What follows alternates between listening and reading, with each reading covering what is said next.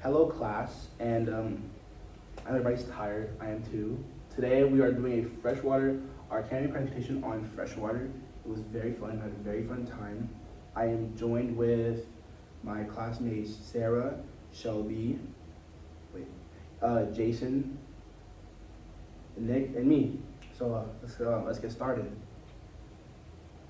So the main question is like, who's the key group to target with environmental education? Typically younger kids because they don't know nothing about it, and it can help them in the future. And it is typically forgotten about on college campuses and other schools, and this issue is not talked about as much as it should be.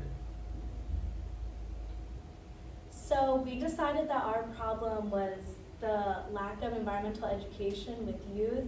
We discussed it during class, during the environmental justice unit, and we saw that it's super important to implement these curriculums at a young age so that these kids grow up having environmentally friendly habits versus having to relearn them, which we learned with older generations isn't exactly good. Sometimes it's hard for them to grow out of these habits. So it's really important that we teach them at a young age why sustainability is important, why it's important to do good things for our environment. And especially as Coastal is such a sustainable campus, we decided that the on-campus daycare should probably learn about it as well. So the target audience for our campaign project was the kids that were enrolled on the on-campus daycare. Since these kids range in ages from 4 to 5, we thought the best way to teach them about freshwater would be with a short presentation with a fun game at the end that assesses their knowledge. So before we get into that, let's talk about some of the setbacks that we had throughout this whole process. Well, first off, our initial plan couldn't work because, which I'll learn later, Coastal does not waste water at all, and probably the most sustainable campus in the U.S. So it was very hard initially to do this. And our next setback was scheduling the meetings didn't match up because we all had our schedules were on all very different time frames, so it was very hard to meet up, and communication was also a little hard as well. But eventually we got it all sorted out, and I feel like it worked out very well. And then another setback is we were on a time crunch, so some of the ideas that were actually really good that it would have taken much longer to do, and we would have to record over a much longer period of time, which would have worked out because we didn't have enough time to actually collect the data and then make the actual presentation that you're seeing now itself. And lastly, it was hard trying to find a way to appeal to certain audiences because knowing us all, we all going to class, coming to class, hanging out with our friends is much harder to catch our attention with a singular poster. So we're not gonna go look at it and just scan it like older people are, younger kids might. So it was very hard to find a way to appeal to our age. And our initial plan actually was to see how Coastal uses water and find a way to see if they can reduce it in any way possible. So we went on an irrigation tour first, which is where we all had our first actual meetup. And we met with the groundskeeper, and he was very happy to take us on a tour to the pump house and show us how all the water and all the ponds operate and run through Coastal. And the pump house is actually located past the wooden bridge next to Edward. Is very hidden, and you wouldn't think anything's in it, but it's actually a whole system. And basically everything runs through 3 main pumps, 2 big, 1 huge pump, and 2 smaller pumps, and an auxiliary pump in case of emergencies. And the pumps all pump water to the respective areas when needed. And if less water is needed, the groundskeeper he showed us on his phone, there's an app to where he can tell it digitally. He can be anywhere. He can be at home, going through campus. He doesn't have to be at the pump house. He can automatically digitally change the system and tell it to use less water. And if more water is needed, he can use more water. And just in case when he hoses for rainy days, he doesn't hose the grass on rainy days because if it rains, the minerals from the rain will water the grass, and the only time he waters the grass after rain is to make sure the dew doesn't stay on, because it can actually become unhealthy for the students who actually walk to and from class every day. And the fountains that are on campus as well that we all see that are near like Little Sean and the Turtle Pond, all of them have 2 pumps at the very bottom that suck in the water from the ponds, and it recycles the water by spitting it back out. And not only is it decorative, but it keeps the algae in, so all the animals can benefit from the algae, and the algae doesn't get out on campus to where the students can get sick. So the fountain actually helps even more. So, and these are the pictures that we took on the irrigation tour. That is actually, the first picture is actually a panel that's on the main generator. And those numbers are how many gallons are used throughout each month. And the only one that's not updated is the month of December, because at the time it was November, and that was still being active. And the one that says flow since noon yesterday is how many gallons flew in that have been flowing since that day, since yesterday at the time. The second picture is actually the pumps themselves. Those pumps are actually connected to the generator, which electricity goes through, and through that is pressure that's pushed through, that pushes the water through into the pond and into the respective areas. And there's the big one, which is the main one, and the smaller one is the auxiliary one. And the third one is the pump house itself. As I said, it's located past the wooden bridge, next to Edwards, like behind.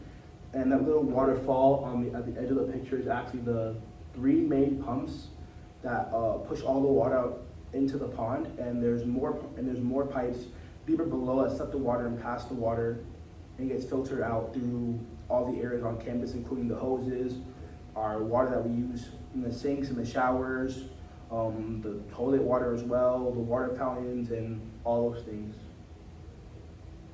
Okay, so here's our timeline. The first time that we all met in person was at the irrigation tour. At the irrigation tour, we learned about all the irrigation that happens here in Coastal. And then the next time we met was November 1st. We had a group meeting at the library. We had to have this meeting because we realized that the irrigation, our idea using irrigation for our project wasn't going to work. So we came up with the idea of giving a lesson to the daycare on campus. November 2nd, we emailed the daycare proposing our plan to give them a mini lesson about freshwater. And then on November 7th, we had the meeting with the daycare in order to discuss what our presentation would be about and how we'd go about doing it. And then November 8th, we had another group meeting in order to create the presentation that we were going to present to the daycare. In this presentation, we included questions that would assess their knowledge of freshwater before and after the presentation. And on November 10th, we had a presentation practice in order to make sure that we would be prepared to give the presentation. And finally, on November 14th, we had our daycare presentation. So then, getting into our actual, what we did for our campaign, this is just a brief overview of what we did in our presentation to the kids. We presented to the 4 and 5-year-old class because that's the oldest class they have here at the daycare. And we all decided that this was probably the best class to present to because they were the ones who were most likely to learn from our presentation and actually understand what we were saying and hopefully take something out of it. So we wanted to keep it basic, simple, but still hit the key points with freshwater. So we talked about what freshwater is, where it comes from, and how they can save it.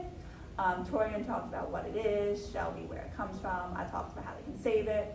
And we were all very animated in our response. We didn't want to make it like a lecture, we wanted to make it fun, interactive, keep them engaged, make it something they would remember so they could take something out of it.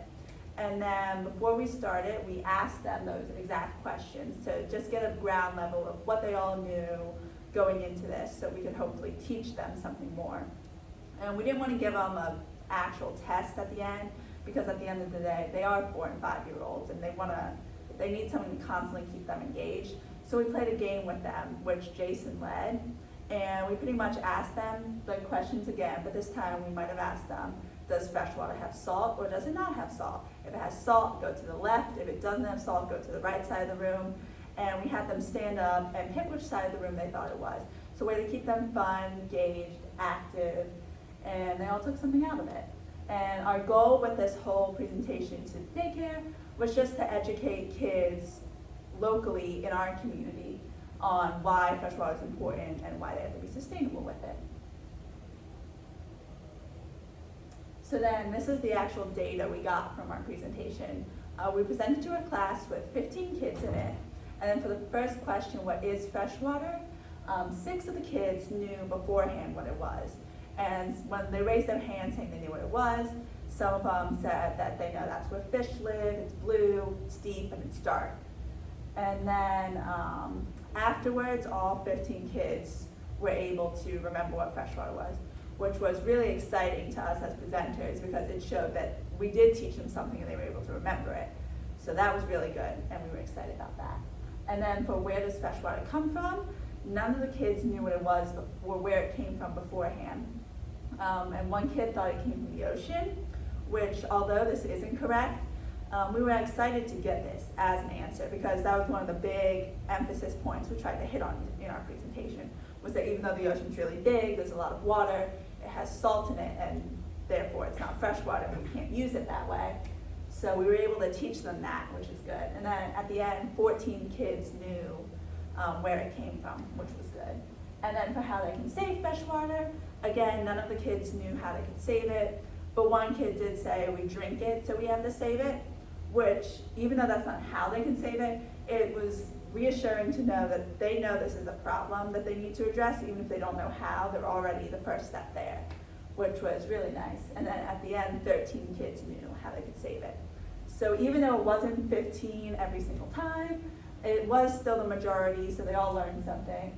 And you have to keep in mind that at the end of the day, they are 4- and 5-year-olds, so they have shortest attention spans, especially when they're running back and forth across the room. Some of them might have gotten carried away, but it was still a majority every time. And then these are just some pictures from our presentation to the daycare.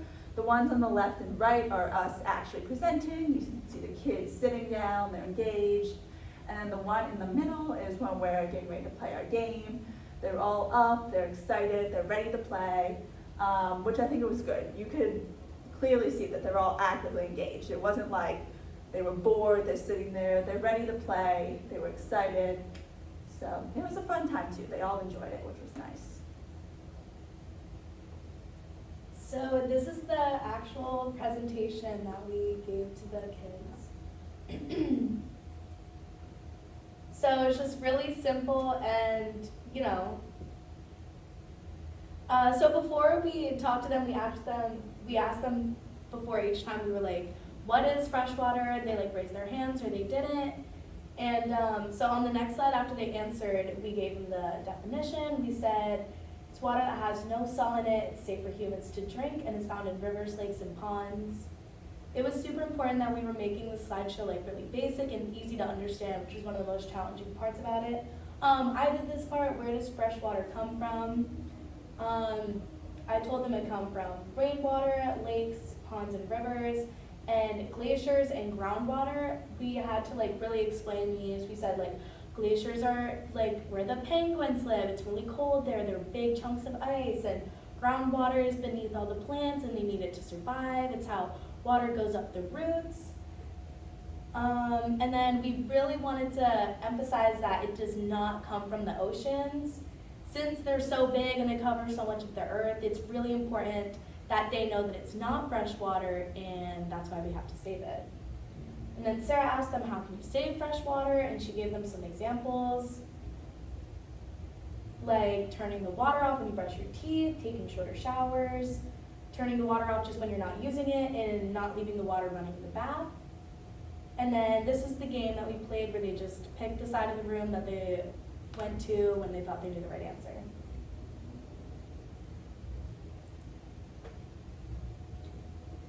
So the impact of our presentation to the daycare, we helped educate young kids on sustainable freshwater usage and to help them to develop sustainable practices in the future. And the daycare was happy and appreciative of our presentation. We felt like the kids really enjoyed it and were very engaged, and it's going to be beneficial towards them.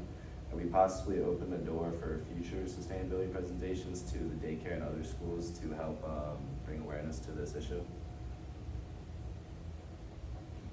If we could do this project differently, we probably wouldn't have spent so much time on the irrigation part of it. Knowing what we know now, we would have just skipped over it and we would have gone to the daycare, done a presentation on freshwater, and then gone back maybe the next week or maybe in 2 weeks and like kind of review what we learned and then maybe teach them other things, just to like really collect more data and really teach the kids more about sustainability and freshwater and conservation efforts and why it's important. So overall, we all had a great time making the presentation as well as presenting the actual presentation to the kids. And we're really happy to see that the kids are both happy to learn as well as actively engage during the presentation. And we hope that the kids at the daycare were able to learn more about conservation and be able to teach their families as well as their friends about conservation as well. Thank you for listening to our presentation.